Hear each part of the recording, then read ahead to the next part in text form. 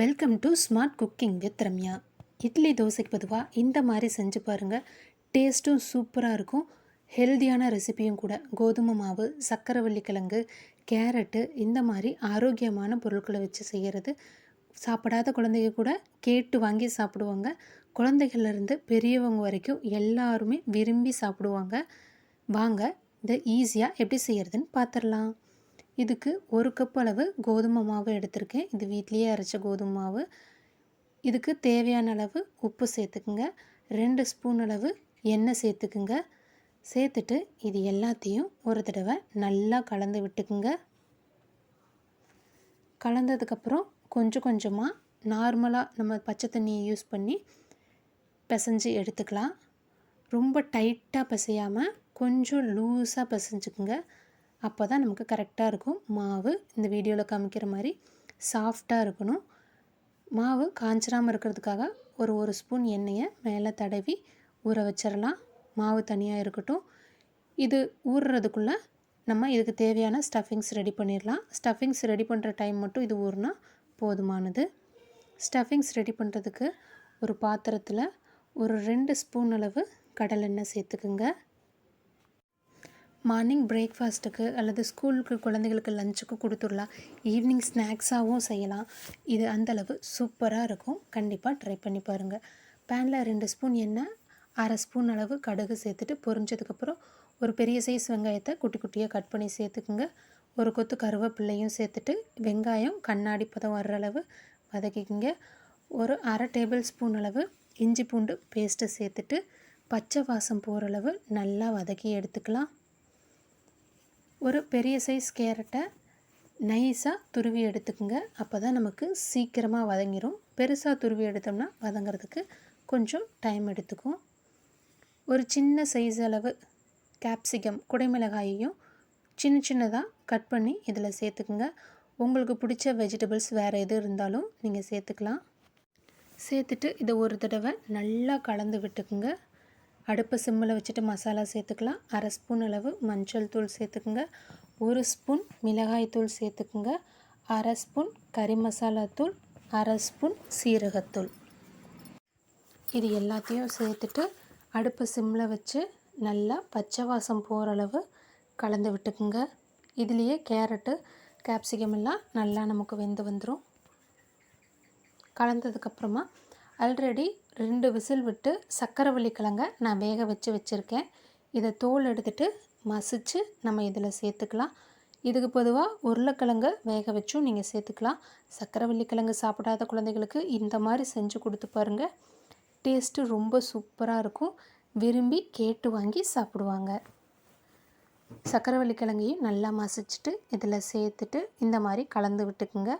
மசாலா எல்லாம் ஒன்று சேர இந்த மாதிரி லைட்டாக அமுத்தி கலந்து விடுங்க. அடுப்பை சிம்மில் வச்சுட்டு இந்த மாதிரி செய்யுங்க. இதுக்கு தேவையான அளவு உப்பும் சேர்த்துட்டு எல்லாமே ஒன்று சேர கலந்து விட்டுக்கலாம். அப்பப்போ இந்த மாதிரி டிஃப்ரெண்ட்டாக செஞ்சு கொடுக்கும்போது குழந்தைங்க ரொம்பவே விரும்பி சாப்பிடுவாங்க. முக்கியமான குறிப்பு, இந்த ஸ்டேஜில் உங்களுக்கு வேணும்னா டொமேட்டோ கெச்சப் 1 ஸ்பூன் சேர்த்துக்குங்க. ஹெல்தின்னு சொல்லிவிட்டு நம்ம டொமேட்டோ கெச்சப் சேர்க்கக்கூடாது, அதனால் சேர்க்கல. அது சேர்க்கும்போது டேஸ்ட்டு ரொம்ப தூக்கி கொடுக்கும். கொஞ்சமாக மல்லித்தலையை சேர்த்துட்டு நல்லா கலந்து விட்டு இதை இறக்கி வச்சிடலாம். இது கொஞ்சமாக ஆறட்டும். அடுத்து நம்ம ஸ்டஃபிங்ஸு ரெடி பண்ணிவிட்டோம். மாவும் ரெடியாக இருக்குது பாருங்கள். மாவும் நல்லா சாஃப்டாக ஊறிடுச்சு. இப்போ இந்த மாவை நல்லா சின்ன சின்ன பால்ஸாக பிடிச்சி எடுத்துக்கலாம். ரொம்ப சின்னதாகவும் இல்லாமல் பெருசாகவும் இல்லாமல் சப்பாத்திக்கு நம்ம எப்படி மாவு எடுத்து செய்வோமோ அந்த அளவு மீடியம் சைஸ் பால்ஸாக ரெடி பண்ணிக்கிங்க. எல்லா மாவையும் இந்த மாதிரி உருட்டி வச்சுக்கலாம். சப்பாத்தி கட்டையில் கொஞ்சமாக கோதுமை மாவு சேர்த்துக்குங்க. ஒரு உருண்டையும் வச்சுட்டு மீடியமாக தேய்ச்சி எடுத்துக்குங்க. ரொம்ப திக்காகவும் இல்லாமல் ரொம்ப லேஸாகவும் இல்லாமல் மீடியமாக தேய்ச்சி எடுத்துக்குங்க. லேஸாக இருந்துச்சு அப்படின்னா ஸ்டஃபிங்ஸ் உள்ளே வைக்கும்போது நமக்கு வச்சு நம்ம உருட்டி தட்டி எடுக்கும்போது வெளியில் வந்துடும். ரொம்ப லேஸாக தேய்ச்சிட்டிங்கன்னா. ரொம்ப மொத்தமாக இருந்துச்சுன்னா உள்ளுக்குள்ளே வேகாமல் இருக்கும். அதனால் கொஞ்சம் மீடியமாக தேய்ச்சி எடுத்துக்குங்க. 1 ஸ்பூன் அளவு நம்ம ரெடி பண்ணி வச்சுருக்க ஸ்டஃபிங்ஸை உள்ளே சேர்த்துட்டு எல்லாத்தையும் நடுவில் வச்சுக்குங்க. வீடியோவில் காமிக்கிற மாதிரி மோமோஸ்லாம் எப்படி மடிப்போம் பாருங்கள், அந்த மாதிரி மடித்து எடுத்துக்குங்க. இது இப்படி கையில் வச்சு மடிக்க உங்களுக்கு சிரமமாக இருந்துச்சு அப்படின்னா இன்னொரு மெத்தடும் சொல்லியிருக்கிறேன், அந்த மாதிரியும் ஃபாலோ பண்ணி பாருங்கள். அதுவும் ஈஸியாக இருக்கும். ஸ்டஃபிங்ஸு அளவாக சேர்த்துக்குங்க. ரொம்ப அதிகமாக சேர்த்துட்டோம்னா வெளியிலலாம் வந்துடும். ஒருவேளை மடிக்கும்போது நமக்கு பத்தலை அப்படின்னா லைட்டாக அமுத்தி விட்டிங்கன்னா மாவு கொஞ்சம் பெருசாகும். அதை வச்சு நம்ம ஈஸியாக மடிச்சுக்கலாம். இந்த மாதிரி எல்லா ஸ்டஃபிங்ஸும் உள்ளே அமுத்தி விட்டுட்டு மாவு எல்லாத்தையும் மடித்து ஒரு சேர கொண்டு வந்து மேலால் இருக்கிறத அப்படியே கிள்ளி எடுத்துருங்க. ஏன்னா இந்த மாவை இப்படியே நம்ம வச்சு தட்டினோம் அப்படின்னா அந்த இடம் மட்டும் மாவு ரொம்ப திக்காக இருக்கும், வேகாது. அதனால் இந்த மாதிரி கிள்ளி எடுத்துட்டு லைட்டாக அமுத்தி விட்டுக்குங்க. ரொம்ப அமுத்தினோன்னா ஸ்டஃபிங்ஸ் வெளியே வந்துடும். அப்படியே மெதுவாக ரவுண்ட் ஷேப்புக்கு இந்த மாதிரி ரெடி பண்ணி வச்சுக்கலாம். அடுத்து கையில் வச்சு செய்கிற சிரமமாக இருந்துச்சுன்னா இன்னொரு மெத்தடு, இந்த மாதிரி கீழே வச்சுட்டு எல்லாத்தையும் இது மாவை பெருசாக தேய்ச்சிக்குங்க.